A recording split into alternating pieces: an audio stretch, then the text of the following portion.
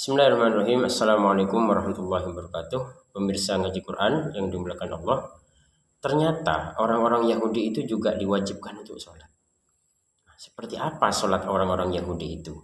Mari kita simak tafsir berikut ini, yaitu surat Al-Baqarah ayat 40 sampai 46. Bismillahirrahmanirrahim.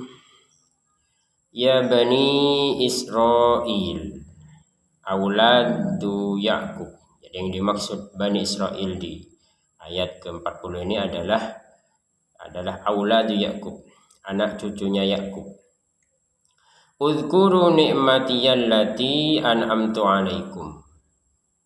Udhkuru, ya, sebutlah atau ingatlah ni'matiyallati an'amtu alaikum, nikmatku yang telah aku berikan kepada kalian, ai ala abaikum, yaitu kepada bapak-bapak kalian, minal inja min fir'aun, yaitu berupa dulu pernah ditolong dari kejarannya Fir'aun atau dari siksaannya Fir'aun, wa falkil bahri, dan juga membelah lautan. Jadi ketika Nabi Musa serta Bani Israel di waktu itu Allah Subhanahu wa taala memberikan mukjizat agar tongkat Nabi Musa ini ketika dipukulkan kepada air laut, air pantai itu, lautnya terbelah sampai ujung sebelah sananya.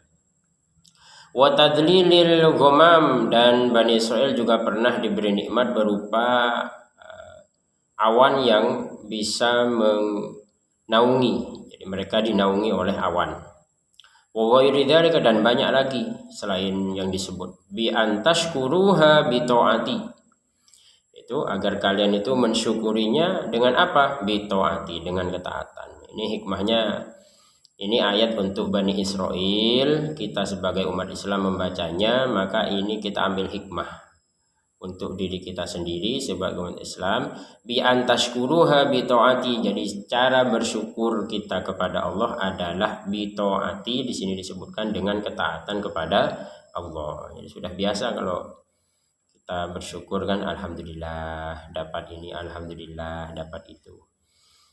Atau biasanya habis makan kemudian bersendawa, alhamdulillah. Kalau belum bersendawa nggak keluar itu lafaz alhamdulillah, ini kurang sempurna syukurnya. Jadi kesempurnaan syukur itu bitaati, yaitu ketaatan kepada Allah Subhanahu wa taala.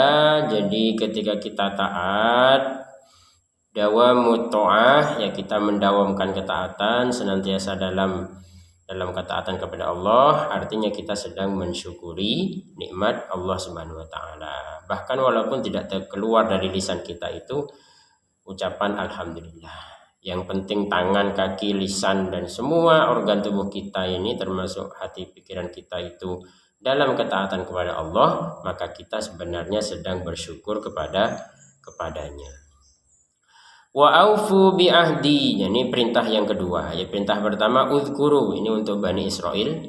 Uzkuru nikmati, menyebutkan nikmat. Yang kedua wa aufu bi ahdi, dan tunaikanlah janjiku, alladzi ahadtu ilaikum, yang pernah aku janjikan kepadamu. Apa itu janjinya Allah? Minal iman bi Muhammad.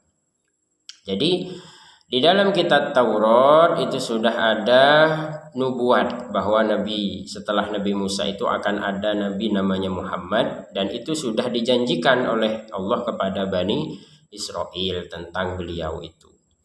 Ufi bi ahdikum alladzi ahadtu ilaikum minas thawab. Jadi Allah itu ada perjanjian dengan Bani Israel untuk mengakui nabi yang bernama Muhammad ini. Ufi bi ahdikum, maka aku akan memenuhi janjiku juga pada kalian. Alladzi ahadtu ilaikum, apa itu? Minas thawab alaihi bidukhulil jannah, yaitu janjiku kepada kalian, kata Allah, adalah pahala berupa masuk ke dalam surga. Wa iyaya farhabun, dan kepadakulah engkau semua itu seharusnya takut. Khafuna fi tarkil wafa bihi duna ghairi, seharusnya kalian takut untuk meninggalkan penunaian janji itu atau mengingkari janji. Harusnya kalian takut untuk mengingkari janji itu. Bihi duna ghairi wa aminu bima anzaltu minal Qur'an. Wahai Bani Israel, ini perintah untuk orang-orang Yahudi, untuk Bani Israel. Wa aminu bima anzaltu, wahai Bani Israel, aminu, berimanlah kalian semua bima anzaltu, dari apa yang aku turunkan, minal Qur'an, apa yang Allah turunkan, yaitu Al-Qur'an, musaddiqan lima ma'akum, yang mana Al-Qur'an itu membenarkan apa yang ada pada kalian, apa yang ada di Bani Israel, minat Taurah, yaitu kitab Taurat yang diturunkan kepada Nabi Musa. Al-Quran itu membenarkan bahwa Taurat itu turun dari Allah kepada Nabi Musa. Bimuwafaqatihi lahu fit tauhidi wan nubuwati, karena ada kepersamaan gitu dalam tauhid dan dalam nubuahnya itu. Ada persamaan. Tauhidnya ya mengesahkan Allah, tidak ada di situ ajaran tentang kesyirikan di Taurat dan Al-Qur'an. Itu tidak ada ajaran tentang kesyirikan. Wan nubuwah dan kenabian. Jadi dua-duanya Nabi Musa dan Nabi Muhammad benar-benar adalah utusan Allah Subhanahu wa taala. Wala takunu awwala kafirin bih, dan janganlah kalian menjadi orang yang kafir, awwala kafirin bih, orang yang pertama kafir kepadanya, orang yang mengingkari, orang pertama yang mengingkarinya, min ahlil kitab, dari ahli kitab, lianna khalfakum tabaun lakum fa ismuhum alaikum. Kenapa? Karena yang setelahnya kalian itu akan mengikuti kalian, fa ismuhum alaikum, maka dosa-dosa mereka yang datang setelah kalian itu alaikum, juga akan menimpa kalian. Ini kalau kita berbuat keburukan lalu keburukan itu ditiru oleh orang lain, maka kita kecipratan dosanya, kan itu hikmahnya. Ini untuk Bani Israel, tapi kan hikmahnya ke kita juga. Jadi Bani Israel ini ditekankan berimanlah kepada Nabi Muhammad dan jangan kafir. Ini penguatan, wala takunu awwala kafirin bih. Awwala kafirin bih. Wala tashtaru. Nah ini. Jadi kalau tadi perintah, ini larangan ini. Wala takunu awwala kafirin bih wala tashtaru, ini larangan. Wala tashtaru, dan janganlah kalian, tafsirnya adalah tastabdilu, dan janganlah kalian mengganti bi ayati, dengan ayatku, allati fi kitabikum, yang ada di kitab kalian itu, ya kitab Taurat, min na'ti Muhammadin sallallahu alaihi wasallam, dari sifat-sifat Nabi Muhammad. Jadi di dalam kitab Taurat Allah itu sudah menyampaikan kepada Nabi Musa bahwa sifatnya Nabi Muhammad adalah demikian. Itu tertulis dalam kitab Taurat. Maka Allah mengingatkan ini kepada Bani Israel agar sifat-sifat itu jangan diganti, jangan diubah, jangan dihapus di kitab Taurat itu. Wala tashtaru bi ayati samanan qalilan aradon yasiran minad dunya. Jadi wahai Bani Israel, jangan hapus itu ciri-ciri Nabi Muhammad yang ada di Taurat, hanya kalian ingin mendapatkan keuntungan kecil dari dunia, ay la taktumuha, jangan disembunyikan. Khaufa fawati ma ta'khudunahu min saflatikum. Jadi kalian takut kehilangan apa yang pernah kalian dapatkan dari pendahulu kalian. Kembali kepada yang tadi, berarti takut untuk tidak mendapatkan dunia. Wa iyya yafarhabun, dan kepadakulah kalian harus takut, harus bertakwa. Khafuna fi dzalika duna ghairi, kalian harus takut tentang hal itu. Jadi Allah Subhanahu wa taala itu memberi peringatan, kalian harus takut. Kalau kalian mengubah tentang ciri ataupun menghapus ciri Nabi Muhammad yang ada di dalam kitab Taurat, berarti kalian tidak takut kepadaku, kan begitu keterangannya. Wala talbisu tukhallitu, dan janganlah kalian itu mencampurkan al-haqqo, kebenaran, alladzi anzaltu alaikum, yang aku turunkan pada kalian, bil batili, dengan kebatilan, alladzi taftarunahu, yang kalian itu buat-buat sendiri. Wala taktumul haqqo, wala taktumul haqqo, dan janganlah kalian itu menyembunyikan kebenaran, na'ta Muhammadin sallallahu alaihi wasallam. Jadi ini Allah sudah memperingatkan sebenarnya kepada Bani Israel tentang jangan mencampur adukkan kebenaran dengan kebatilan, dan ditekankan kedua kalinya wala taktumul haqqo. Wala taktumul haqqo, dan janganlah kalian menyembunyikan kebenaran. Yang dimaksud adalah na'ta Muhammadin, yaitu sifatnya Nabi Muhammad yang sudah tertulis jelas di dalam Taurat. Wa antum ta'lamun annahul haqqo, dan sementara kalian sudah tahu annahul haqqo, bahwasanya sifat Nabi Muhammad itu adalah benar adanya. Nah, perintah berikutnya wa aqimus sholata wa atuz zakata, ini yang menjadi inti pembicaraan kita di dalam sesi ini. Wa aqimus sholata, wahai Bani Israel, dirikanlah sholat, wa atuz zakata, dan tunaikanlah zakat, warka'u ma'ar raki'in, dan rukuklah beserta orang-orang yang ruku. Ini tafsirannya, sallu, salatlah Bani Israel, ma'al musallin Muhammadin wa ashabihi, wahai Bani Israel, berarti di masa itu, di masa ketika Bani Israel ini bersama dengan Nabi Muhammad SAW, sallu ma'al musallin, ini di tafsirannya, wahai Bani Israel, sholatlah kalian bersama orang-orang yang sholat. Jadi warka'u ma'ar raki'in itu artinya sholatlah bersama orang-orang yang sholat. Siapa itu? Muhammadin wa ashabihi, yaitu Muhammad dan sahabat-sahabatnya. Wa nazala fi ulama'ihim, dan turun juga keterangan kepada ulamanya orang Yahudi atau ulamanya Bani Israel itu, wa kanu yaquluna li aqribaihim al-muslimin, mereka mengatakan kepada kerabat-kerabat mereka yang sudah masuk Islam. Jadi ini yang orang Yahudi yang diperintah sholat ini yang sudah masuk Islam. Kalau belum masuk Islam, maka mereka tidak mendapatkan perintah, tapi tetap mereka dalam kekafiran. Jadi orang Yahudi, ya, karena mereka percaya kepada Nabi Muhammad, ya, orang Yahudi yang percaya kepada Nabi Muhammad, maka wajib Allah perintahkan di sini warka'u ma'ar raki'in. Ya, seperti itu. Wa kanu yaquluna li aqribaihim al-muslimin uthbutu ala dini Muhammadin fa innahu haqqun.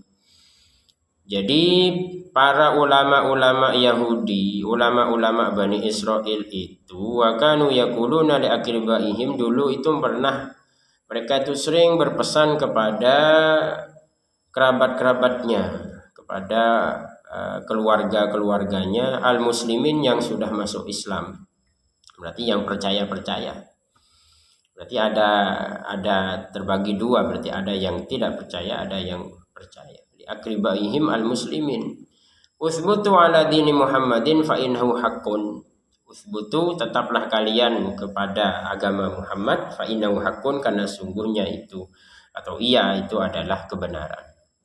Atamuruna nasa bil birri bil imani bi Muhammadin, wahai Bani Israel, apakah kalian merintahkan manusia untuk dalam kebaikan? Apa kebaikan maksudnya? Bil imani bi Muhammadin wa tansawna anfusakum, sementara kalian melupakan diri kalian sendiri, tatrukunaha fala ta'murunaha bihi, sementara kalian melupakan diri kalian sendiri dan tidak memerintahkan untuk diri kalian sendiri. Orang lain diperintahkan, kemudian Bani Israel itu tidak percaya.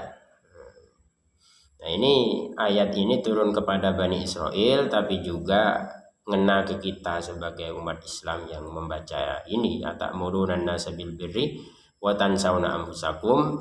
Ini al-birru di sini ditafsirkan oleh di tafsir Jalalain ini dengan al-iman bi Muhammad, beriman kepada Nabi Muhammad. Tapi bagi kita umat Islam ini ngambil hikmahnya, atamuruna an-nasa bil birri, apakah kita akan merintahkan orang lain berbuat kebaikan, wa tansawna anfusakum, sementara kita tidak melakukannya. Nah, ini hikmahnya seperti itu. Wa antum tatlunal kitab, sedangkan kalian Bani Israel itu tatlunal kitab, sementara kalian membaca kitab. Kitab apa maksudnya? At-Taurah, wa fihal wa'idu ala mukhalafatil qawli wal amal. Jadi di dalam kitab Taurat itu sudah ada ancaman tentang penyelisihan antara perkataan dan perbuatan. Jadi tidak, penyelisihan perkataan dan perbuatan artinya tidak ada kesepakatan. Jadi perkataannya memerintah manusia, tapi orang yang memerintah itu justru tidak melakukan yang dia perintahkan itu. Afala ta'qilun, apakah kalian tidak berpikir wahai Bani Israel, su'a fi'likum fatarji'un, tentang betapa buruknya perilaku kalian itu. Fa jumlatun nisyani mahallul istifham al-inkari. Maka kalimat tentang mereka melupakan diri mereka sendiri itu adalah tempat pertanyaan yang untuk pengingkaran. Afala ta'qilun, kan gitu. Ta'muruna an-nasa bil birri wa tansawna anfusakum, itu juga al-istifham al-inkari, pertanyaan untuk pengingkaran yang tidak perlu jawaban. Wasta'inu utlubul ma'unata ala umurikum, wahai Bani Israel, mintalah pertolongan atas perkara-perkara kalian, bisobri, dengan kesabaran. Bisobri, dengan kesabaran. Yang dimaksud kesabaran di sini al-habsu lin nafsi ala ma takrah, itu menahan diri atas apa yang dibenci. Ini perintah untuk Bani Israel, tapi untuk kita juga ngena gitu ya. Wasta'inu bisobrih, dan mintalah pertolongan. Dengan apa cara minta pertolongan itu? Bisobri, dengan kesabaran. Yang dimaksud sabar itu adalah al-habsulin nafas, ya, menahan diri alamat takroh, dari apa yang dibenci. Wassolah, dan solat. Ada dua yang agar kita itu minta tolong itu ada dua. Yang pertama sabar, yang kedua solat. Ufriduha bidzikri ta'ziman li sya'niha. Ini di sini disebutkan ta'ziman li sya'niha, tentang solat ini. Tujuannya adalah untuk pengagungan atas kedudukan solat. Wa fil hadis kana sallallahu alaihi wasallam, karena ada sebuah hadis dari Rasul, kana sallallahu alaihi wasallam idza hazza bihi amrun badara ila shalah. Rasul itu jika dia itu ada sesuatu yang merisaukannya, badara ila shalah, maka beliau langsung melaksanakan sholat. Wakila al-khitab lil yahud lima aqahum anil iman asyarrah wa hubbir riyasah. Ada yang juga yang mengatakan bahwa wasta'inu bisabri wassalah ini untuk orang-orang Yahudi, karena mereka itu melenceng dari keimanan, syarah wa hubbir riyasah, karena untuk mereka itu tamak, wa hubbir riyasah, untuk mereka itu cinta kepada kedudukan, cinta untuk menjadi pemimpin. Fa umiru bisabri wa huwa shaum li'annahu yukassiru syahwata. Jadi Bani Israel atau orang-orang Yahudi ini diperintah untuk sabar. Wa huwa shaum di sini disebutkan sabrun itu adalah saum, berpuasa. Li'annahu yukassiru syahwata, karena puasa itu bisa menghancurkan syahwat. Wassalah li'annaha turithul khusyu'a wa tunfil kibra. Jadi di sini sabar yang berupa puasa kemudian sholat ini akan membantu seseorang ke dalam urusan-urusannya. Li'annaha turithul khusyu'a wa tunfil kibra, karena sholat yang Salat itu akan mewariskan kekhusyuan, wa tunfil kibro, dan akan menafikan atau meniadakan takabur dalam diri seseorang. Wa innaha ay as-shalah. Di sini ada penekanan kan yang disebutkan tadi, wasna'inu bisobri wassalah. As-sabru wassalah. Wa innaha, hanya ini as-shalah. Artinya di sini ada penekanan lebih ini. Wa innaha, dan salat itu lakabiratun la thaqilatun, berat sekali. Berat sekali, illa 'alal khosyin, kecuali bagi orang-orang yang khusyuk, as-sakinina ila taatillah, orang-orang yang tenang dalam ketaatan kepada Allah. Jadi ketika sholat itu harus tenang. Kalau tenang sholatnya maka akan mudah, tapi kalau sholatnya cepat-cepat itu menandakan orang yang sangat sulit untuk melakukan sholat. Siapa itu alal khosyin, untuk orang-orang yang khusyuk, alladzina yadunnuna, yaitu orang-orang khusyuk adalah yang mereka itu yukinuna, orang-orang yang yakin, annahum mulaku rabbihim, bahwa mereka akan kembali bahwa mereka akan berjumpa dengan Tuhan mereka.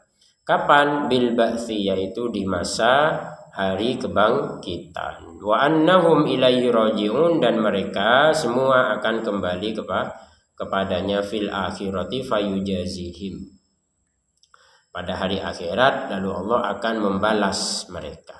Maka ini kesimpulan dari kajian kita pada sore hari ini, bahwasannya orang-orang Yahudi itu sudah diperingatkan oleh Allah tentang yang pertama, nikmat yang sudah Allah curahkan kepada bapak-bapak mereka, kepada nenek moyang, kepada Nabi Musa alaihissalam, berupa nikmat-nikmat, dan itu suruh sebut. Kemudian Bani Israel juga diperingatkan bahwa di dalam kitab Taurat itu ada sifat Nabi Muhammad, itu jangan dihapus. Ya, berarti Taurat yang ada sekarang itu sudah dihapus. Itulah kenapa dikatakan Taurat sekarang sudah tidak asli lagi, karena tidak ada lagi sifat Nabi Muhammad. Kalau di situ ada sifat Nabi Muhammad, otomatis orang Yahudi sekarang kan baca ada Nabi setelah Nabi Isa, setelah Nabi Musa yang harus diikuti, yang akan menghapus syariat Nabi Musa, yaitu Nabi Muhammad. Nah, ini ciri-ciri Nabi Muhammad di Taurat dihapus sama mereka. Kitab Taurat yang sekarang sudah tidak ada lagi itu, karena sudah dihapus. Ini di awal-awal dulu memang sudah diperingatkan sama Allah. Jadi sudah diperingatkan, bahkan 2 kali peringatan. Peringatan yang pertama, wa'aufu bi ahdi. Jadi Allah sudah melakukan perjanjian dengan Bani Israel itu. Dengan Bani Israel bahwa di Taurat itu ada ciri Nabi Muhammad. Ya, itu akan ada setelah Nabi kalian, setelah Nabi Musa itu. Makanya jangan dihapus ini jangan dihapus. Kemudian penekanan yang kedua, wala taktumul haqqo. Nah, ini penekanan yang kedua. Na'ta Muhammadin, karena di Taurat itu ada namanya sifat Nabi Muhammad. Sifat Nabi Muhammad, maka orang-orang Bani Israel ini diperingatkan agar apa yang menjadi ciri Nabi Muhammad itu bisa terus tersampaikan sampai anak cucu Bani Israel. Harusnya seperti itu, tapi kenyataannya mereka menghapus itu, dan sampai sekarang terjadilah mereka tidak percaya kepada Nabi Muhammad, karena ketika membaca kitabnya nggak ada keterangan, jadi memang udah dihapus gitu. Maka ini kebenaran versi kita sebagai umat Islam, bahwa kitab Taurat yang asli itu adalah kitab Taurat yang ada di situ sifat Nabi Muhammad. Ketika sudah tidak ada sifat Nabi Muhammad dalam kitab Taurat itu, berarti sudah diubah. Kenapa? Karena merujuk kepada firman Allah ini, bahwa ternyata di Taurat itu sudah Allah titipkan, di situ sudah Allah cantumkan tentang sifat Nabi Muhammad. Demikian, semoga ini menambah keimanan kita kepada Nabi Muhammad SAW sebagai sebenar-benarnya Nabi di akhir zaman, dan semua umat manusia seharusnya itu mengikuti ajaran Nabi Muhammad sallallahu alaihi wasallam.